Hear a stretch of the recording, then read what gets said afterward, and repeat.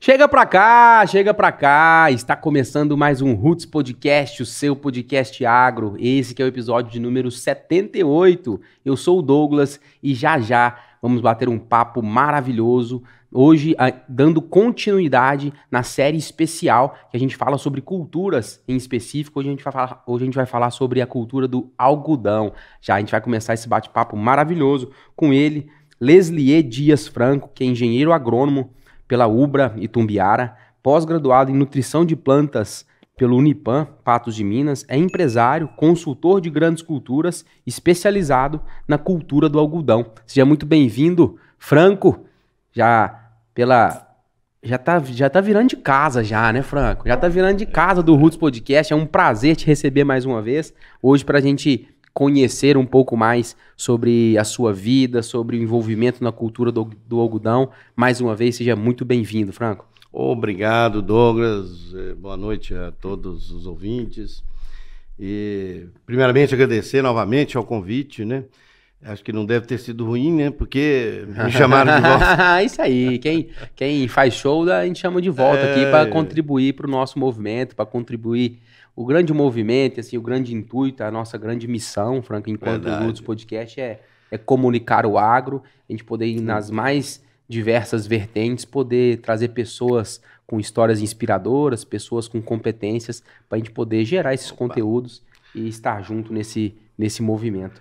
Franco, mas hoje a gente já teve a oportunidade de falar sobre produto biológico, a gente já conversou com o Lício da Amipa na semana passada e foi muito legal. E hoje eu queria que a gente aprofundasse um pouquinho sobre a cultura do algodão, a qual você tem dedicado os seus anos aí de profissão. E eu queria que nesses próximos minutos aqui da gente debater e discutir sobre esse tema tão importante, uma cultura extremamente importante para o nosso Brasil.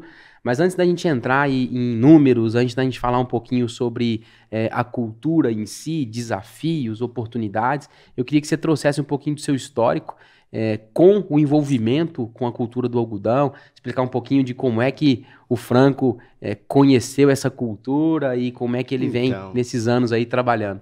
Então, Douglas, é uma cultura assim que não tem como não se apaixonar, né? Aos poucos, a cada dia que o produtor que resolve entrar na cultura, e a cada ano ele vai se apaixonando cada vez mais. Então, é uma cultura fascinante, de grandes desafios, né? E essa história minha, como você perguntou, com relação à cultura do algodão, ela vem de família, já é uma herança. Ah, que legal. Já é uma herança que meu pai me deixou, há muitos anos atrás, que meu pai ele faleceu muito cedo, né? Porém, né, eu fiquei com esse legado, vamos dizer assim, né?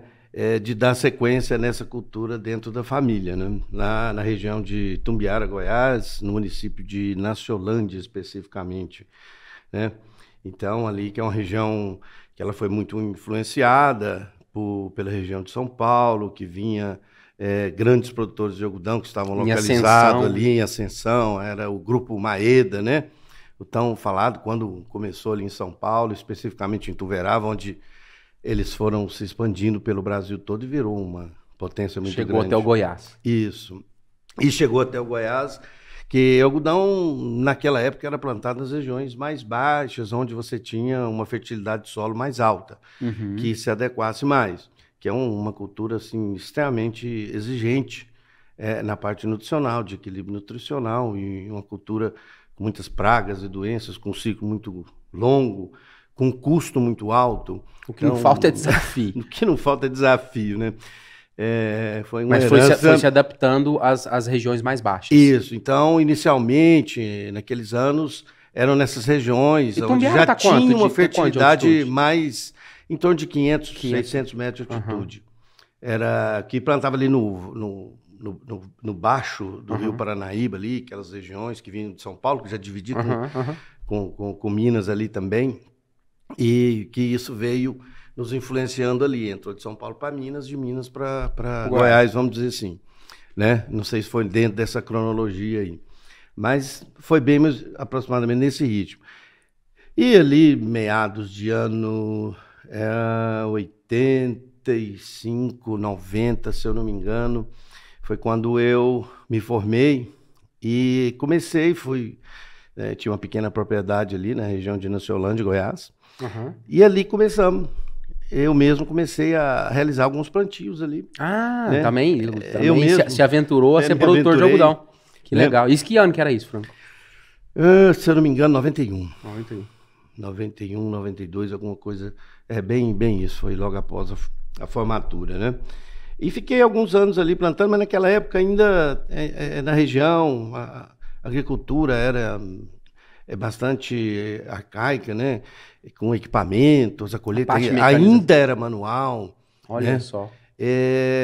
Naquele tempo, eu me lembro de nós termos plantado algodão ainda com linter, que hoje as sementes são deslintadas, né? Uhum. Que a gente chama de semente pelada, né? Vamos dizer assim. Antes tinha ali Tinha um linter. O que explica pra mim, leigo, mas para também quem tá escutando, o que é isso? Uma semente com linter. A semente com linter é quando você faz o processo de beneficiamento na usina e você separa a pluma do caroço. Uhum. Né? Então aquelas fibras pequenas, elas ficam aderidas... Meio coladas ali. Aderidas à semente. Né? E é um processo simples de deslinte, né? Que se faz hoje com ácido sulfúrico, então... Tem outras metodologias já. Que deixa ela limpinha. Deixa ela limpinha. Mas antigamente não se conhecia, ia pro campo para plantar com esse. Exatamente. Aí nós plantávamos aquele algodão com linter, né? E jogava ali 30, 40, 50 sementes, nem sabia se estaria bom ou ruim a germinação. E fazia aquela fileira de algodão. E aquilo nascia tudo. Aí tínhamos que realizar o desbaste.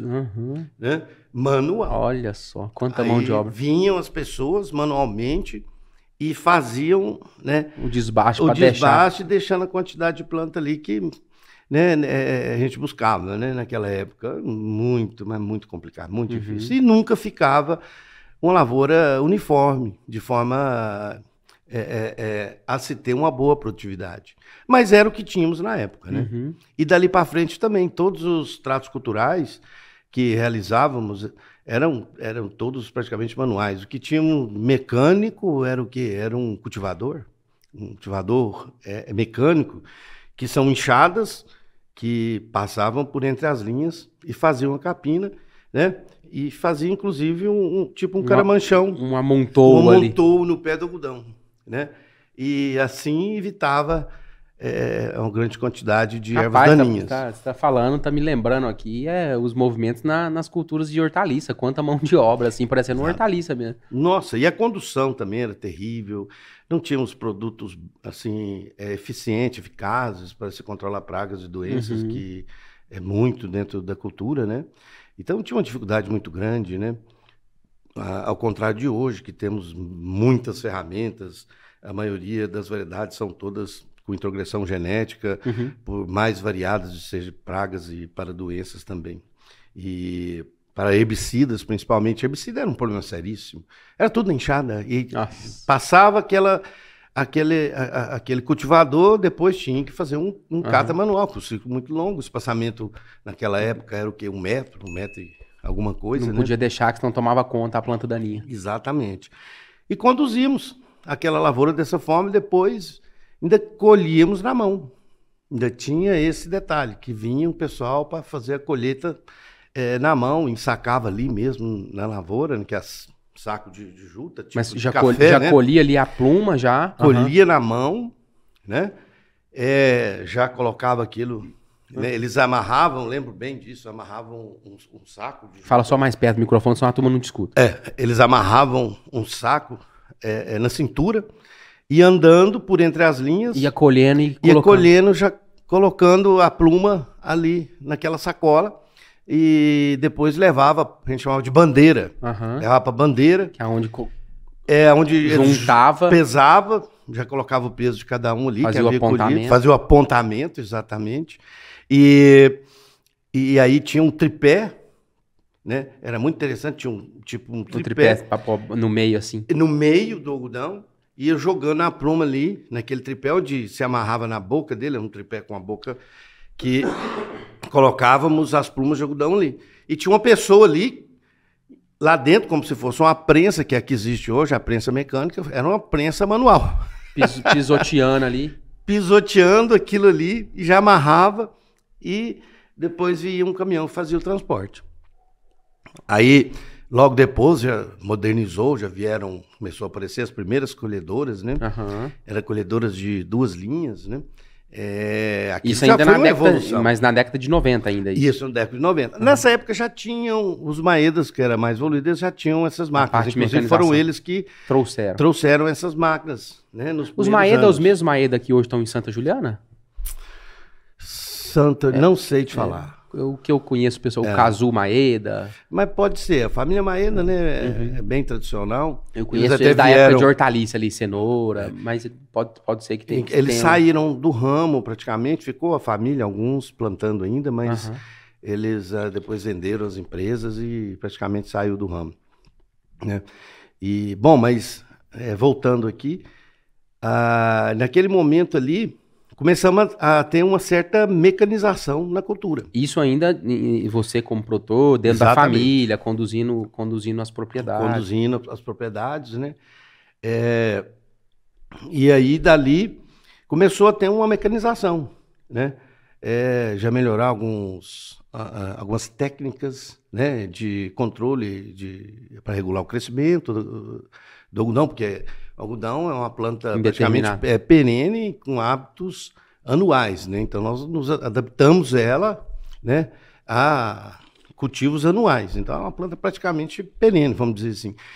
Que então, se deixar ela fica ali, 4, 5, você tem vários algodão na beira de rios aí, o pessoal utiliza para fazer chá e outras coisas mais.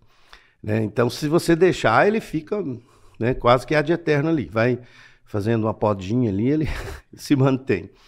Então, assim, é uma planta, uma cultura extremamente desafiadora. A gente sempre cita muito o saudoso Tadashi Mini, de São Paulo. Ele sempre dizia, né, que algodão é muito fácil de você mexer. São somente 50 lições. Né? Ah, beleza, são 50 lições, você aprendeu, você já está mais apto. Mas, segundo ele, é uma por ano. É facinho, então. É facinho, então. Passa 50 anos cultivando ou trabalhando que você vai conseguir. Os desafios são... O que você acha que dominou, vem uma outra lição para te ensinar. Todos os anos uma nova lição. É impressionante. É uma cultura realmente que nos intriga. Né? É um legado pesado. E quando é que você veio para a região aqui de Patos de Minas? Quando é que você desbravou esse universo aqui? E como é que, já correlatando também com a sua história regional, como é que o algodão se desenvolveu e como é que foram esses passos aqui também na sua jornada? Então, eu cheguei em Patos aqui em 1999. Veio lá do Goiás para cá. Eu vim, na verdade, de Uberlândia. Eu estava em Goiás, que eu estava realizando os plantios nas áreas lá, mas infelizmente não tivemos muito sucesso naquele momento e eu tive que ir para outras regiões e seguir minha vida. E eu peguei o diploma, coloquei debaixo do braço e aí tomei uma decisão que a cultura do algodão seria uma cultura para minha vida, né? A exemplo da minha família, e eu trouxe isso como realmente um desafio para minha vida e segui tentando aprender um pouco mais sobre essa cultura, né? E aí eu fui para Uberlândia eu recebi um convite para vir trabalhar aqui no Grupo Farroupilha, na época, né? O senhor Inácio Carlos Urbano, né? É uma grande pessoa que me deu grandes oportunidades na minha vida, né? Um grande empresário, pessoa muito boa, e que, graças a Deus, me adaptei bem, fiquei lá 17 anos, inclusive, mas logo no segundo ano que eu estava aqui, surgiu a oportunidade de nós cultivarmos algodão. Né? Você veio para ir para a parte de produção. A parte de produção. Eu vim para a parte de extensão, para a parte de campo. Exatamente. Legal. Como agrônomo de campo. Né? Mas no primeiro momento para milho, para soja, mas não tinha algodão ainda. Não existia algodão. Né? Não tinha algodão na empresa. Né? E veio 2 anos depois, surgiu uma oportunidade, né, de uma empresa que queria multiplicar a semente, né? Como a Farroupilha Sementes Farroupilha, né? Era produtora de semente, eles buscaram essa tecnologia aí. E aí, então, imediatamente eu me dispus, né? A abraçar o projeto. Abraçar o projeto. Quando falou algodão, aquilo já me deu, né, um start. Falei, não, vou...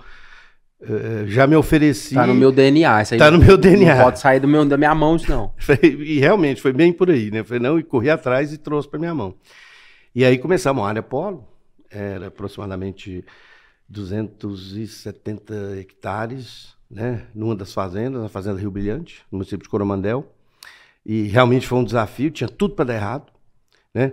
Devido à altitude, muito frio. Lá, né? Altitude em torno de 1.100 metros. Então, comparar o que você estava, entre aspas, acostumado de 600 metros, veio para 1.100. 1.100. Os desafios são outros, né? Temperatura, pragas, doenças. Aí muda tudo. O ambiente é outro ambiente. O clima, totalmente diferente. O ciclo muda, né? E também as variedades, né? Não tínhamos, naquele tempo, boas variedades, mais bem adaptadas. Tinha tudo para dar errado, na verdade. E deu ou não? Né? No primeiro ano foi razoável. Mas perto da expectativa que era, entre aspas, ruim, deu certo. Deu certo. Foi dentro do... assim, um pouco abaixo da expectativa. Né? Como era para semente, era uma aposta também da sementeira, Exatamente. Né? Né? E aí, no outro ano, né, plantamos novamente, e aí já foi melhor. Já tivemos sucesso. Corrigiu algumas rotas ali. Já adaptamos algumas variedades, né? Já adaptamos o manejo. Nós não tínhamos máquinas específicas para aquele fim. Já começamos a adequar algumas máquinas, alguns equipamentos, né? O manejo de controle de ervas daninhas já melhorou, né? Então aí começou. Aí dali no segundo ano nós tivemos um pouco mais de área, me parece com uns 400 hectares, e no terceiro já fomos para 1.000. Olha só. E dali para frente já foi para 1.600, 2.000, se eu não me engano, acho que o grupo hoje deve estar plantando seus 9.000 hectares aproximadamente. E deixou de ser um grupo produtor somente de semente para também virar um produtor da... Então, eu até acredito que um dos motivos, né, porque como a cultura do algodão incorporou na empresa daquela forma, e logo eles montaram algodoeira, compraram colhedoras, né, e aí então eles realmente, nós, né, nos adaptamos muito bem à cultura. Conseguimos solucionar esses desafios, foi feito o investimento, como a rentabilidade naquele momento era muito boa, né, começou a tomar o espaço das áreas de produção de semente. Né? E logo nos anos seguintes, ao surgir grandes empresas produtoras de semente, porque quando se passou a produção de semente para as empresas praticamente detentoras das tecnologias transgênicas, né? Que a Monsanto chegou forte ali e já abraçando tudo, fazendo as introgressões genéticas de resistência à lagarta, resistência a herbicidas, né? E acabou esse movimento no produtor. Aí passou-se a ter um valor agregado na semente, as sementeiras passaram a ser donas dessas empresas produtoras de semente. Então elas monopolizaram o mercado. Entendi. A rentabilidade da semente caiu muito, que já não era mais aquilo, né? E a cultura do algodão nesse momento se sobressaiu. Né? Para montar um processo de comercialização, algodoeira, beneficiamento e tal. Né? Então naquele momento começou a empresa passar a ser mais produtora até mesmo de algodão do que de semente de soja, que era o carro-chefe deles lá. Né? Antes do algodão entrar. Antes do algodão entrar. Né? Mas legal que como que uma decisão, né? Vamos plantar algodão para semente. Às vezes aí planta, se dá esse primeiro passo, depois entende-se, né, que a cultura, e depois muda a rota no meio do caminho. E assim é a vida da gente, né? Às vezes a gente dá um passo, abre-se uma porta, dali a pouco essa porta fecha, abre outra porta e abre outra porta. Exatamente. É legal esse raciocínio. Até devido ao valor agregado da cultura, né? Então, ali, quando você começa a envolver toda aquela cadeia produtiva da cotonicultura, né? Que são máquinas, os pulverizadores, transporte, beneficiamento, né? Você já tem ali a opção do caroço também, do algodão. Tem vários produtos. Tem vários subprodutos, né? Então, a empresa incorporou aquilo, né? Passou realmente a ser profissional. Profissionalizou todo o processo produtivo, desde o plantio até a comercialização. Acredito eu que com um monte de investimento em estrutura física, pessoas. Pessoas, principalmente, né? Legal. E máquinas de implemento. Então, esse foi o caminho até chegar aqui, nesse momento aqui, em Patos de Minas, né? Aqui estou há 23 anos. Maravilha. Uma informação da Associação Brasileira dos Produtores de Algodão é que nos últimos anos o Brasil tem se mantido entre os 5 maiores produtores mundiais, ao lado de países como China, Índia, Estados Unidos e Paquistão, e ocupa o primeiro lugar em produtividade em sequeiro. O Brasil também tem figurado entre os maiores exportadores mundiais. O cenário interno é extremamente promissor, pois estamos entre os maiores consumidores mundiais também de algodão em pluma. E tem essa informação sobre, ainda sobre a produção, os principais estados brasileiros, né? Mato Grosso, seguido de Bahia, Maranhão, Mato Grosso do Sul, Goiás, Minas Gerais, representam aqui a maior fatia de produção, e os principais países para onde nós exportamos o algodão, aqui também está China. Você vê, a China tá entre os top 5 de produção, e também é para onde a gente mais exporta a nossa fibra brasileira. A Índia hoje é o maior produtor, né? Exatamente. China, Vietnã, Turquia, Bangladesh é para onde a gente mais exporta a nossa fibra. Ô Franco, falando um pouquinho, legal assim a sua história, o seu envolvimento em diversos anos, né? Falando um pouquinho da cultura em si, eu queria que você desse um apanhado geral, de uma maneira bem didática para quem não tem um conhecimento específico da cultura, em conceitos básicos como quantos dias demora o ciclo da cultura do algodão, navegar um pouquinho sobre as principais pragas, as principais doenças, falar um pouquinho desses desafios. Você já começou aí a contar um pouquinho da história de sementes, o histórico de melhoramento. Então, vamos dar um passo dentro da parte técnica, mas de uma maneira bem didática para um leigo que nos acompanha, que é um cara que é especialista em milho, em soja, mas às vezes não vivencia o mundo do algodão, cara que às vezes nunca teve oportunidade de trabalhar com a cultura. Começa pelo começo para nós. Pelo começo, né? Bom, como nós falamos anteriormente, né? É uma cultura muito desafiadora, um ciclo muito longo. Nós estamos falando de quantos dias, Franco? Olha só, em Minas Gerais hoje, ela tem um ambiente muito favorável ao cultivo do algodão. Algumas regiões específicas, né? Nós temos regiões baixas aí, que você vai para o Vale do São Francisco aí, que está sendo plantado bastante o algodão lá naquela região, né? Tem aumentado bem as áreas, né? Mas já é uma região de um maior desafio ainda. Então, mais região de areia. Mais arenoso, um solo não tão fértil, né? Um solo que você tem que fazer uma construção de perfil, né? Que é uma planta que tem um sistema radicular profundo, e ela necessita desse sistema radicular profundo, não aceita de forma alguma solos ácidos, né? A primeira limitação, vamos dizer assim, são esses solos ácidos. Então, se você tem problemas de acidez em perfil mais profundo, tem que ser corrigido, né? Porque senão você vai ter uma limitação do sistema radicular. Ele realmente não se desenvolve bem nesses ambientes.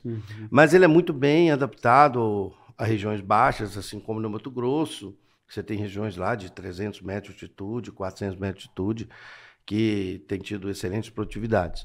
Nós estamos falando de regiões baixas e, consequentemente, nós estamos falando de regiões também quentes, pouco mais quentes.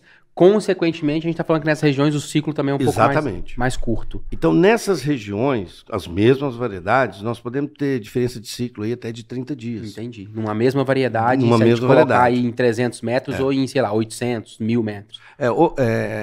Vou te dar o exemplo aqui da nossa região, que é mais fria, mais alta. Então, nós temos ciclos mais longos. Nós estamos aqui a 900 metros. Em média aqui, passa 850, 900.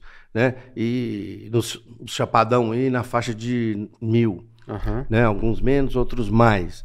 Então, e é mais frio. O frio chega mais cedo. Então, a janela de plantio aqui, isso que fique bem claro, janela de plantio para algodão, principalmente nas regiões baixas, é bastante limitada. Curta. E se sair da janela, você tem problema. Isso aí, por experiência que nós já vemos trabalhando há alguns anos nessas regiões mais baixas, né? A janela de plantio tem sido extremamente essencial. Cerrou, pode esperar que você vai ter queda de produção. Para a nossa micro-regional aqui, nós estamos falando de uma janela que vai de quando a quando? Então, falando ainda da região baixa do Vale de São Francisco, nós temos plantios ali para janeiro e fevereiro. Né? Aceita algo em dezembro? Sim, aceita, mas tem que tomar cuidado com a variedade, que senão você tem que plantar uma variedade tardia, porque senão quando chega no período, quando a maturação final das maçãs já estiver pronta, e você pegar a chuva nessa maturação final, você tem problema com podridão de maçãs, com abortamento, né? Você tem queda de produtividade, sem falar que se pegar a chuva na pluma é impraticável, né? Você perde qualidade, perde produtividade.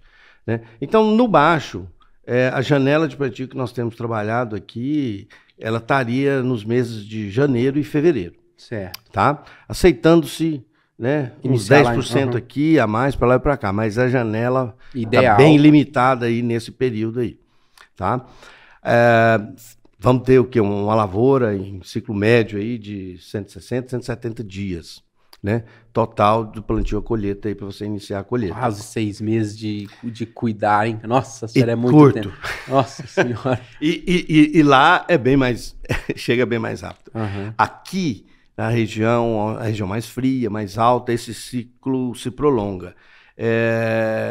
Hoje mesmo, nós iniciamos as colheitas num cliente meu aqui em Patos, na região, que é o Éder, Éder Augusto. Iniciamos hoje a colheita do ano.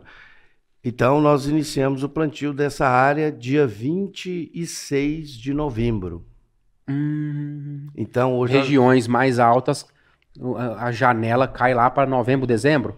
Aí, a janela é outra, aqui nessa região mais alta, né? Porque prolonga o ciclo, né? Então, nós trazemos esse algodão aqui, essa lavoura, para os meses de novembro e dezembro. Entendi. Então, a janela ideal, ela está aqui em torno do dia 20 de novembro, né, até 30 de dezembro. Né? Alguns cultivos aí para 15 de janeiro, mas já correndo risco de pegar o frio, porque quando pegamos o frio, ele prolonga o ciclo. Aí já temos problemas realmente genéticos, né? De polinização, de pegamento, né? Você não tem uma boa fecundação quando o frio chega e você tem um problema com a fibra. Né? Vocês podem reparar que eu falo muito sobre fibra. Então, vamos dar uma conceitualizada aí, ô Franco. Explica um pouquinho da anatomia da planta aí, o que é a fibra, o que é o caroço. Então, o produto final é a fibra, que todo mundo sabe, fabrica nossas roupas, né? Para fabricação de fios, né? E o outro subproduto que tem, né? Que a gente nem chama de subproduto, que virou um produto, produtaço, né? Que é o caroço de algodão. Né?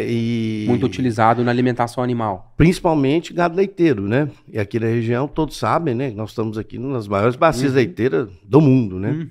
E, então, assim, para comercialização de caroço é fantástico, né? Você tem um produto ali que você pode ser vendido durante o ano todo, que ele não perde, né? Você tem um local para armazenar e tudo mais. Me desculpa, Franco, me desculpa também o pessoal, mas eu tô numa tosse chata, nossa senhora, às vezes já tá atrapalhando o pessoal que tá escutando aí, mas eu já adianto pedindo desculpa. Mas segue o raciocínio, o Franco. Então, faz parte, é o clima, né? Esse clima seco aí e frio. Então, eu estava falando sobre o objetivo é a produção de pluma. Então essa pluma, ela tem várias características, né? Como se fosse aí o alho que o pessoal conhece na região, que você tem até o café mesmo, né?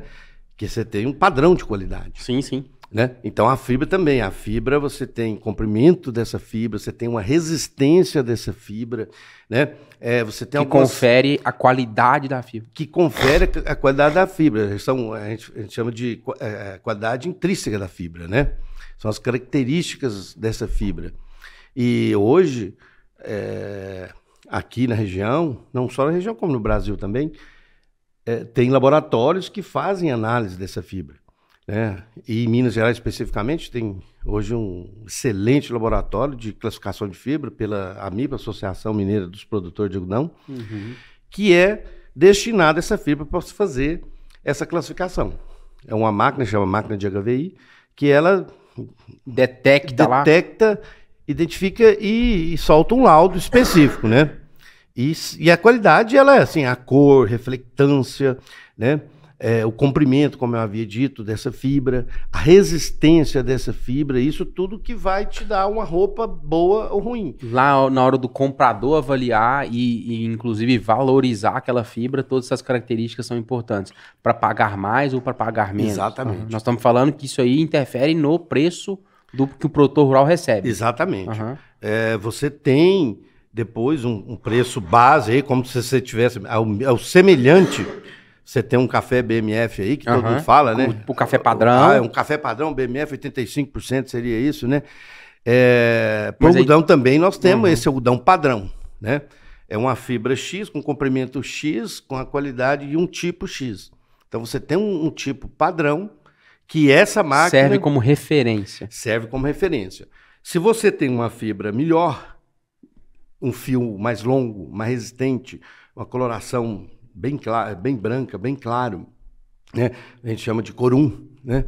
Você tem um corum, você vai ter um ágio em cima disso. Perfeito. Então, se paga por isso. E se você tem um produto inferior, você tem um deságio em cima do preço padrão, tá? E é muito interessante que Minas hoje tem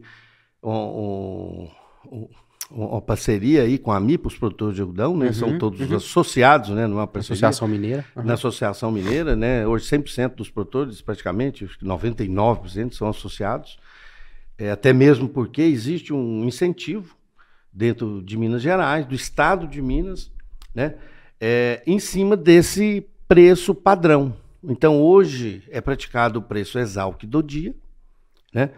Com ágios ou deságios, né? Dependendo da qualidade. Da qualidade dessa fibra, e você consegue ter um valor agregado melhor em cima daquilo. Por fazer parte da associação. Isso. E os produtores têm um incentivo do Estado, né?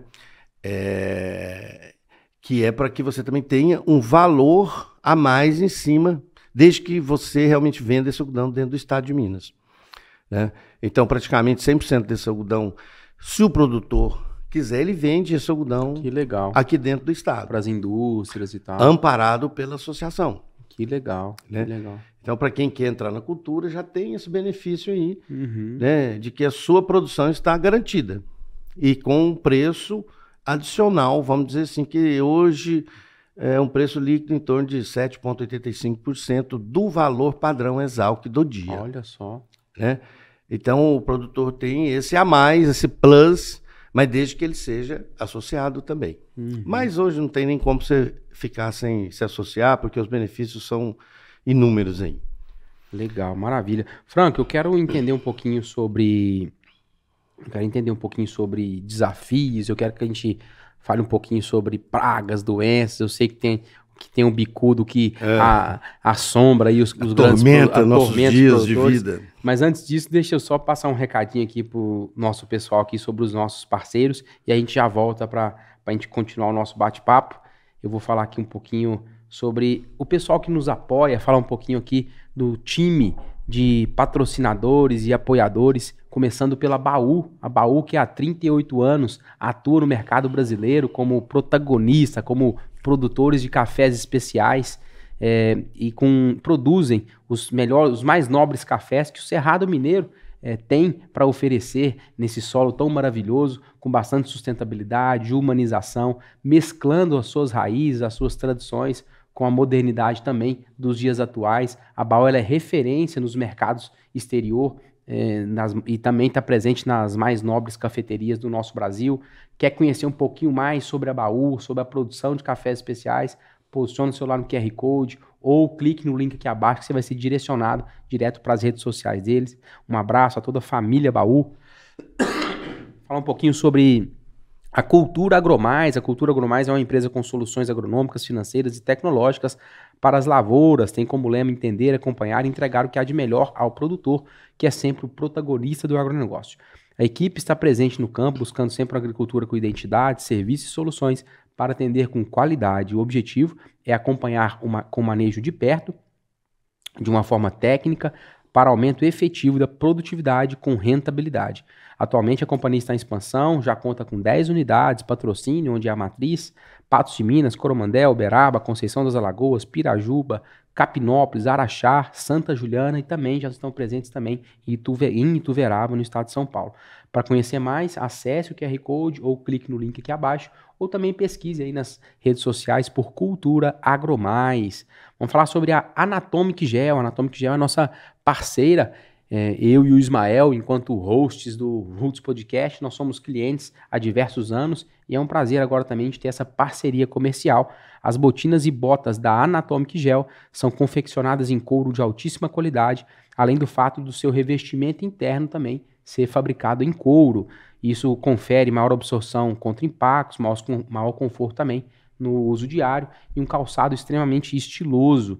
Um detalhe que a gente pode destacar também é que o solado é feito em borracha gel, que deixa o produto mais resistente e também durável. Há 25 anos, a Anatomic Gel se propõe a produzir os calçados mais confortáveis do mercado.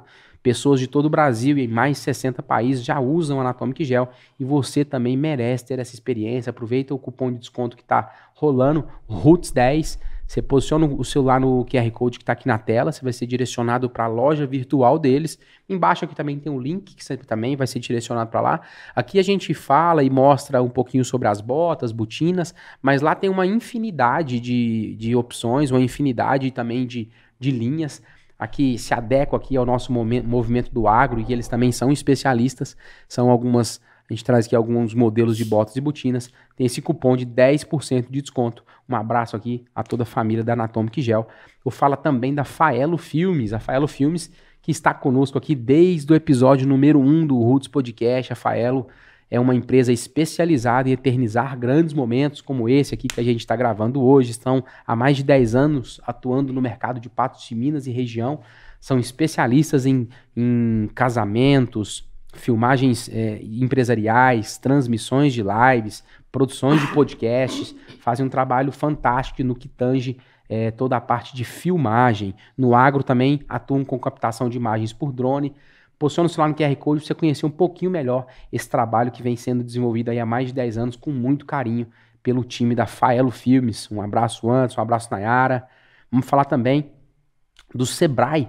O Sebrae reconhece e valoriza muito a importância do agronegócio para Minas Gerais e para todo o Brasil. Trabalha para impulsionar o empreendedorismo no setor, contribuindo sempre para o crescimento e ajudando todos que estão envolvidos durante todo o processo. A gente já teve a oportunidade de gravar com o Sebrae aqui no Roots Podcasts alguns episódios que ficaram marcados, foram alguns episódios que a gente vinculou aqui o Educampo Leite, o Educampo Café, uma ferramenta fantástica do Sebrae para você, produtor de café, ou para você, produtor de leite, ter a controladoria de todos os processos, ter o conhecimento do que de fato se passa na sua propriedade, ter a propriedade e atividade na ponta da caneta.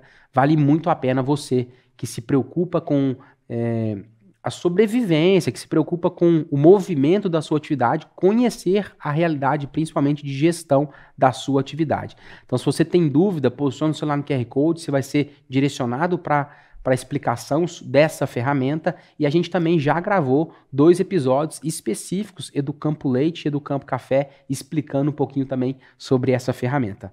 Vamos falar aqui agora também no nosso último parceiro, a Pneus União. A Pneus União, agora é nosso mais novo parceiro, ela é representante dos pneus agrícolas da multinacional Firestone AG.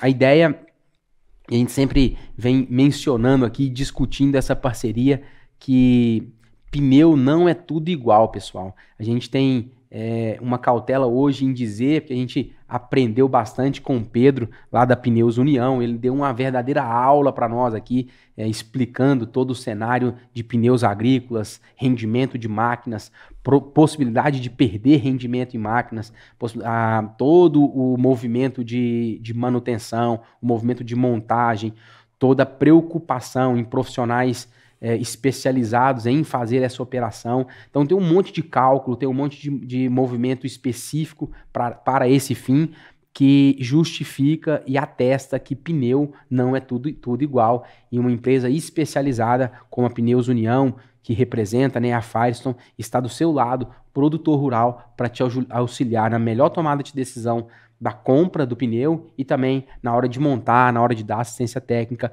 conte com a Pneus União. A Firestone ela é marca líder em pneus agrícolas na América, ela é inovadora no segmento de pneus agrícolas, sendo a primeira empresa no mundo a colar um trator sobre pneus de borracha. Ela é a única que possui uma fazenda, um lugar próprio destinado para testar pneus agrícolas, que fica em Ohio, nos Estados Unidos. Lá se concentram diversos testes de campo mesmo. Investir, né, em pneus agrícolas mostra pra gente que não é tudo igual. Então tenha conhecimento, conte com as prestações de serviço aqui da Pneus União, que eles podem muito te auxiliar nessa tomada de decisão lá na ponta.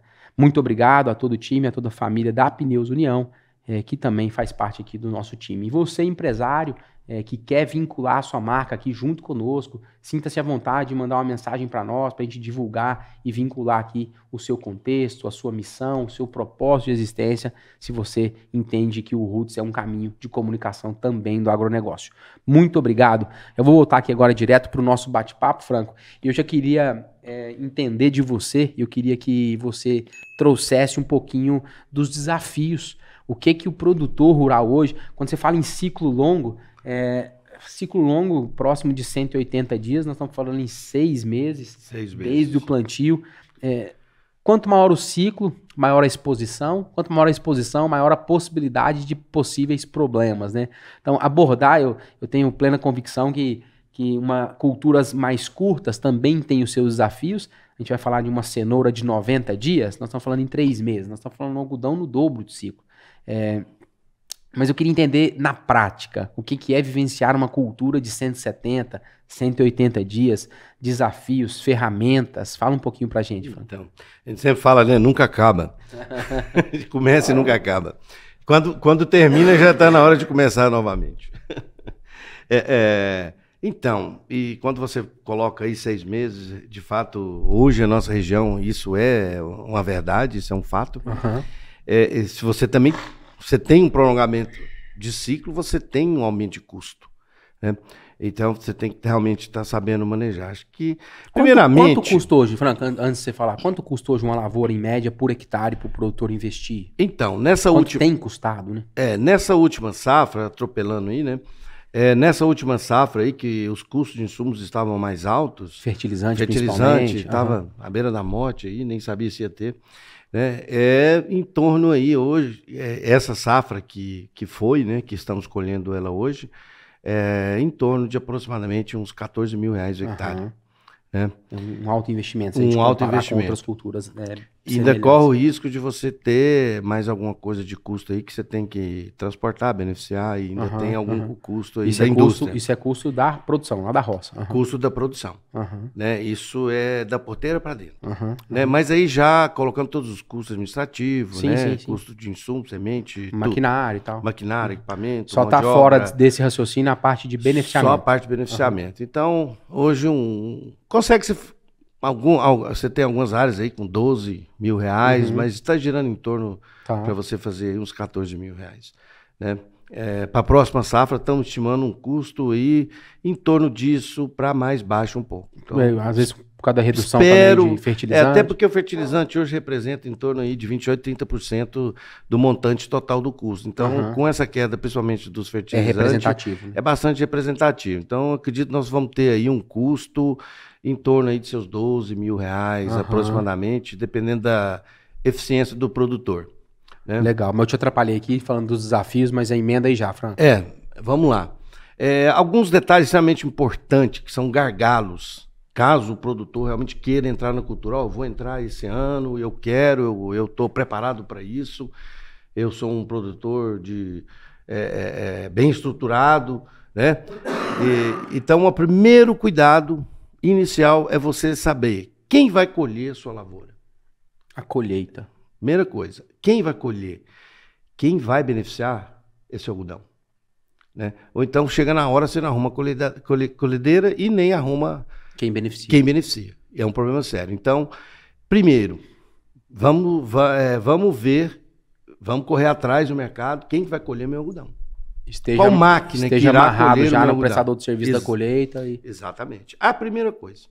né? E, não menos importante, é quem irá beneficiar e transportar esse algodão para a usina de beneficiamento, né? A nossa região, por exemplo, nós temos algumas usinas aqui de beneficiamento, uma delas está localizada na entrada de Santana de Patos ali, né? Fazendo até uma propaganda aqui para o meu companheiro. Aí sim. A Fibra Forte. Aí sim, vamos lá. Do Éder, né? O Éder Augusto, ele presta serviço, inclusive, né? Lá concentra todo o algodão que ele produz. Todo o algodão que ele produz. Mas também ele presta serviço para qualquer produtor Exatamente. Que queira encaminhar para lá. Né?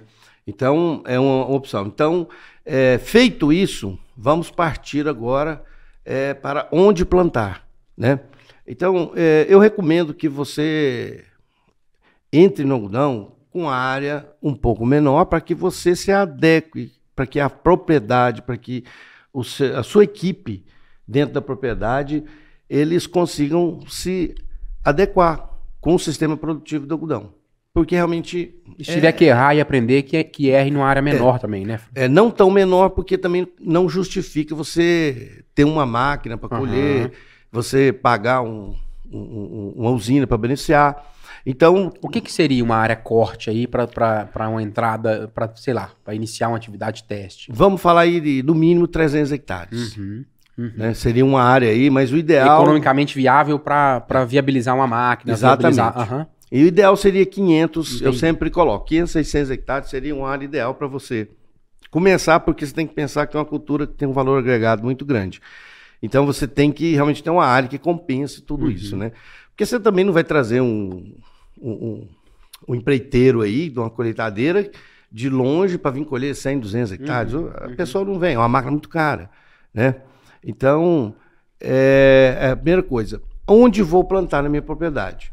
Então, eu recomendo sempre que você inicie com 30 e poucos %, um terço da sua área que você destine ao algodão, para que depois você consiga fazer essa rotação.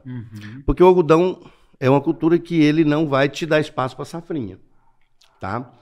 Então você tem sempre que pensar, falar, olha, eu vou fazer tantos hectares de safrinha e vou destinar 30% da minha área para a cultura do algodão, que eu não tenho necessidade.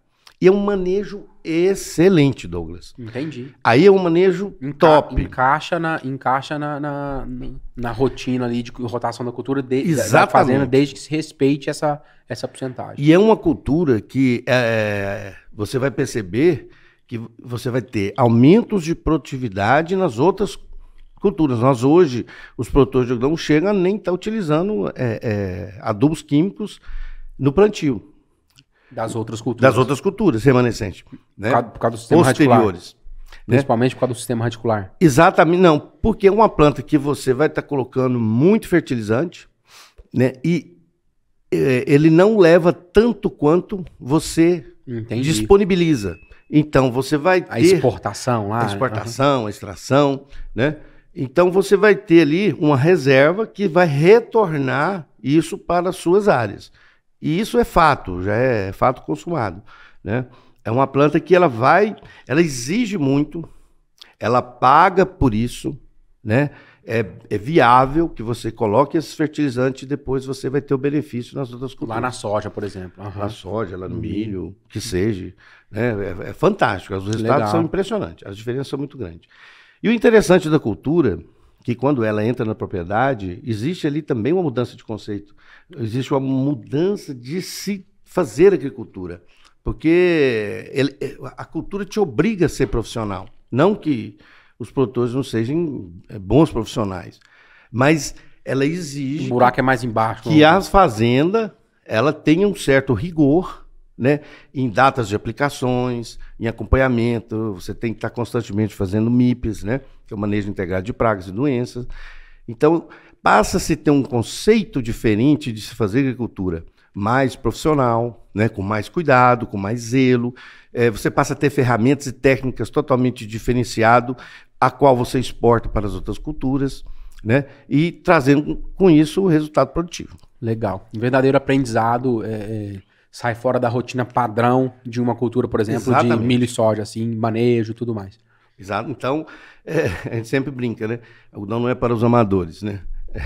Então, e aí nesse segmento, eu recomendo que se contrate um consultor, né? que realmente tem um conhecimento, né? Ou do contrário, que você realmente já tem um certo conhecimento da cultura. Mas sempre é bom buscar informações na associação. A Associação dos Produtores tem uma equipe muito boa que dá... Tá aberta, né? Aberta e é de graça, não estão cobrando, vamos dizer assim. E também pode dar esse suporte. Mas voltando, inicialmente colheita e benefício. Certo. Visto isso, partimos então para selecionar as áreas, os 30% da área, e aí você vai fazer realmente um mapeamento de fertilidade do seu solo. Um mapeamento do perfil produtivo do seu solo. Como que está, né, o perfil nutricional do meu solo, né? Aí vai fazer-se aí as devidas correções. Não vamos entrar em parte técnica agora, é só para... Mas lá, correção da acidez, correção disso, daquilo. Que tem alguns números mais exigentes, né? Níveis de cálcio, magnésio, potássio, principalmente, fósforo. Então, uma correção com a saturação mais alta, né? Seria ideal para você trabalhar, corrigir esse perfil, né? Deixar essa área preparada, a qual também, depois que se colher, você vai ter... uma área preparada para as outras culturas. Você vai reduzir a parte nutricional, vai reduzir o investimento na soja, no milho, né? Em detrimento àquela cultura que já deixou resíduos no solo, a quais vão ser aproveitados futuramente, né? Isso é fato, a gente tem visto isso com muita clareza. Mas nem tudo são flores. Aí, essa cultura, você tem que principalmente observar a questão de localização, a distância que você está do benefício. Do beneficiamento. É muito importante também. Você tem aí um raio de até uns 150, 200 quilômetros da usina, porque começa a onerar muito. Começa a falar em frete, de onerar frete. Começa a onerar bastante, né? E aí, então, vem-se o plantio e a condução da lavoura, né? Hoje, falando-se de variedades... hoje nós temos muitas variedades de algodão, muitas. Era um grande problema que tínhamos no passado, poucas variedades, poucas opções, variedades muito agressivas de crescimento, com o rendimento de fibra baixo. Hoje nós temos variedades com alto rendimento de fibra, né? E com qualidade de fibras excepcionais. E te digo mais, é a cultura que mais tem resistência, né? Transgênicas, tolerâncias e resistência transgênica, as quais são introgredidas nessas variedades como opção resistente. Hoje nós temos um algodão que ele é resistente a glifosato, resistente a glufosinato, né? Já tem um algodão aí que está chegando aí, resistente a dicamba, né? Que logo está chegando aí para nós também. Resistente aos vários lepidópteros, né? As várias espécies de lagarta. Biotecnologia. Não, é uma biotecnologia assim, embarcada fantástica, né? Hoje, que no passado era um problema seríssimo, hoje já tem diversas opções. Antigamente nós tínhamos um problema com a lagarta rosada, hoje não temos, não existe mais esse problema, né? Então, assim, praticamente, para algumas pragas, lepidópteros e para controle de ervas daninhas, estamos mais tranquilos, né? Tem muitas variedades, várias opções, algumas empresas aí no mercado e cada dia trazendo novas informações. Temos variedade precoce, variedade tardia, né? Muito precoce, não, muito tardias. Essas muito tardias a gente está falando de quantos? Passa de 200? Então, é o que eu estava falando. Estou com uma área aí plantada no dia 26, nós estamos com 202 dias hoje. Passou os 200 dias. E não comecei a colheita. Eu ainda vou aí mais uns 15 dias para iniciar, né? Esse ano foi um pouco atípico. Choveu muito, o frio chegou cedo, o ciclo prolongou. Aí você pensa, né? O que eu vou estar colocando de aplicação de defensivos em cima disso. Sim. Tá? Então, bom, falando-se das variedades, as opções são inúmeras. Então, aí, nesse momento, procure um profissional, alguém que possa te orientar. Quais são as variedades mais adaptadas, fazer a melhor escolha, o material, a sua janela de plantio de extrema importância, já falamos sobre isso aqui, né? E o plantio também, que tem que ser realmente muito bem feito, porque as colhedoras, elas são específicas por linha. Você tem, eu posso plantar ele com espaçamento de 76 centímetros entre linhas, né? E posso plantar de 80, posso plantar de 90, posso plantar até de 1 metro. Mas fora disso, a máquina que... né?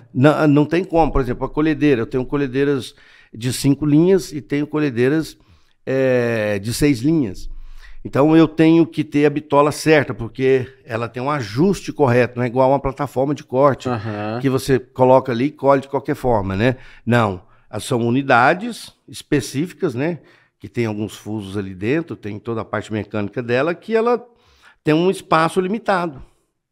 Então a colheita tem que ser específica dentro daquelas unidades. Então o espaçamento já tem que ser determinado. Já pensando na colheita. Já pensando na colheita. Qual máquina que vai colher para mim? Quantas linhas que essa colhedora consegue colher?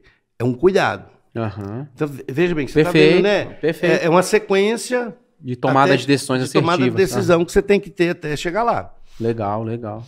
E quando, enfim, conseguimos plantar e esse algodão começa a germinar, eu sempre falo, né? Algodão nascido, problema... estabelecido. O problema vivo, né? O problema estabelecido, né? Aí você já tem uma série de problemas no sistema radicular, que é uma planta sensível, né, a algumas doenças, né, como o fusário, também doenças patógenas de solo, de modo geral, né?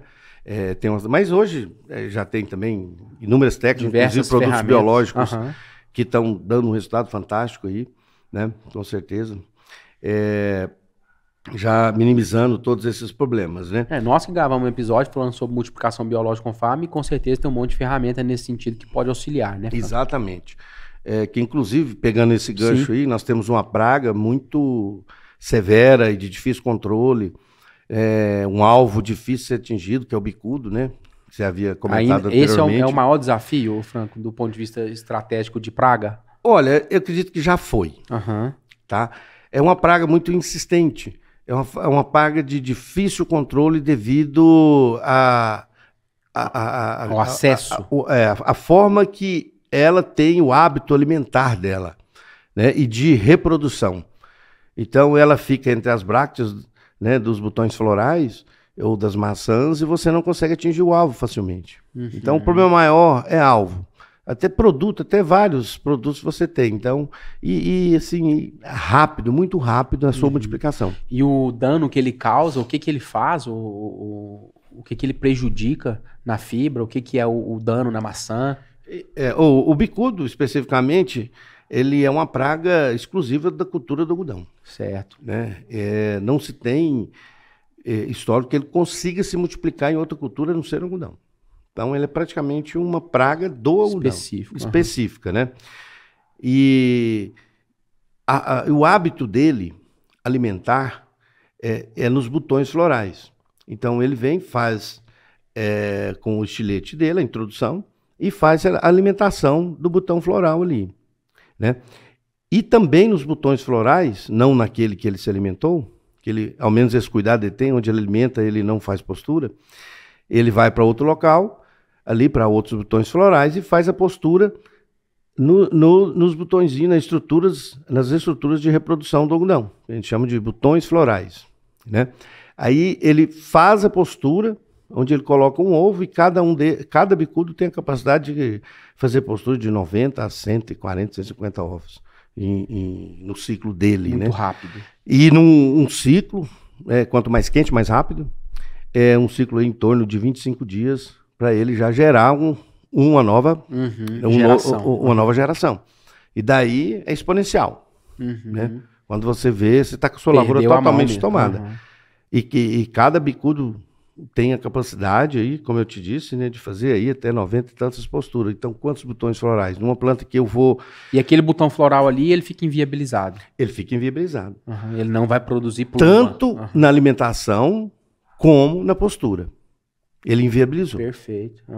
E hoje, você falando aí, nós temos em torno de 100 mil plantas por hectare, e você falando numa postura desse bicudo com a planta que ela vai ter em torno ali de 15 maçãs por planta, total no final, 20 maçãs por planta, né? Então um bicudo tem a capacidade de destruir uma planta toda. Então, assim, realmente é considerado a pior praga do algodão.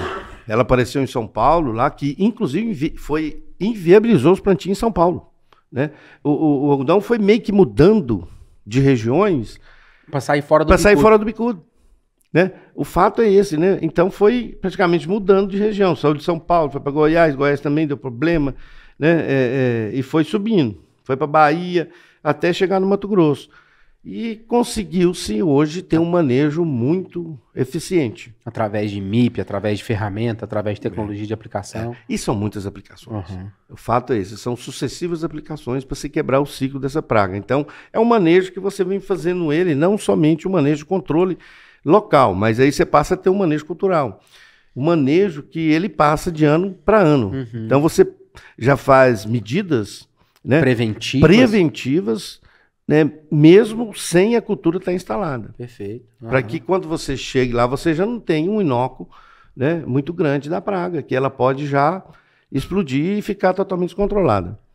Norte de Minas Gerais já foi também um grande produtor, principalmente norte de Minas, pequenos produtores, né? Norte de Minas, ele também, o algodão ali acabou, foi um dos motivos também, né? O bicudo também interferiu bastante nessa Não tem mais situação. Ali a quantidade de produtor que tinha? Não, de forma alguma.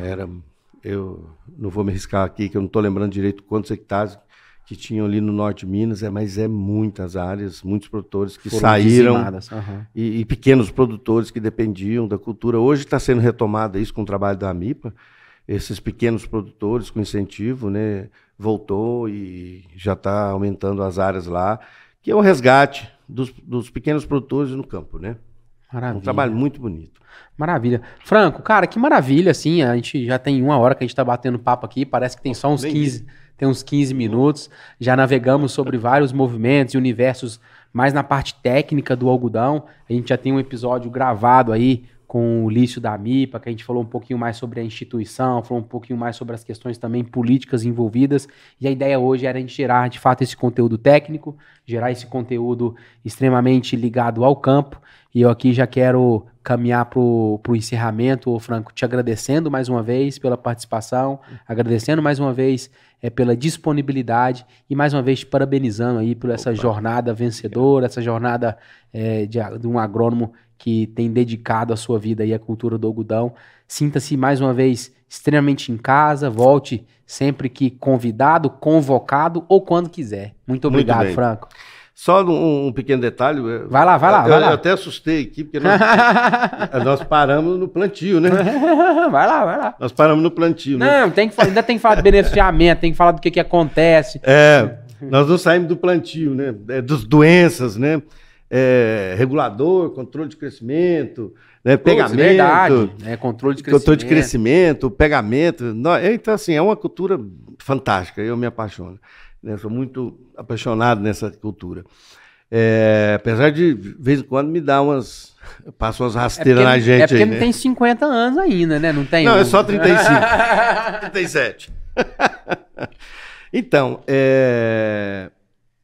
eu queria apenas fazer uma colocação aqui para... A casa é sua, Franco.